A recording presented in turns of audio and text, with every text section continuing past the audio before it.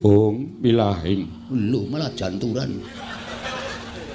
Awigna masku namat sidam. Bagong Halus banget. Wangsulan, wangsulan. Kula Sang Hyang Pukulun. Pukulun Ulun ngejawantah ana ing wisma kita.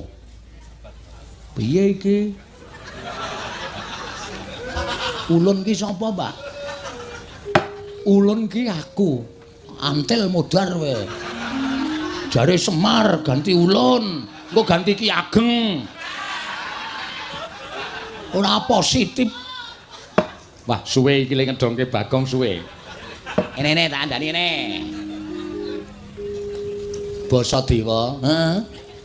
Kuwi nek ngarani aku Ulun. Iki sing positif piye? Ulune iki apa kowe? Aku ki Ulun, kowe kita. Kita dengkulmu mlocot. Aku wis terkenal Ki Lurah Bagong ganti Ki Lurah kita. Luweh ora omongan. Bagong, Dalem Ulun kuwi aku. telu saiki. Ki Ulun.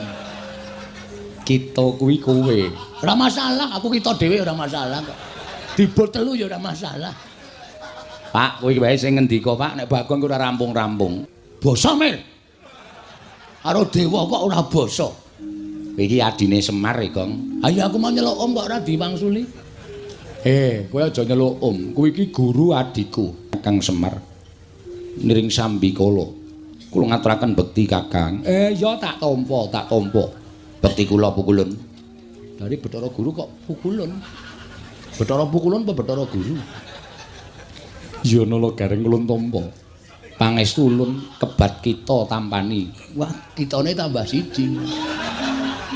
Reng. Apa? Kowe raku grup kita. Ya, sakarepmu. Kula ngaturaken bekti kula kunjuk Pukulun. Iya, Petruk ulun tampa.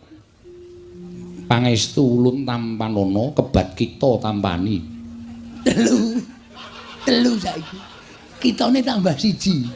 Petruk ya melu grup kita. Weh, gareng ki curang kuwi. Mau melu grup ulun saiki grup kita. Sing positif lho. Bagong, Nun. apa to sababe dene jeneng ulun prapta ana ing wisma kita?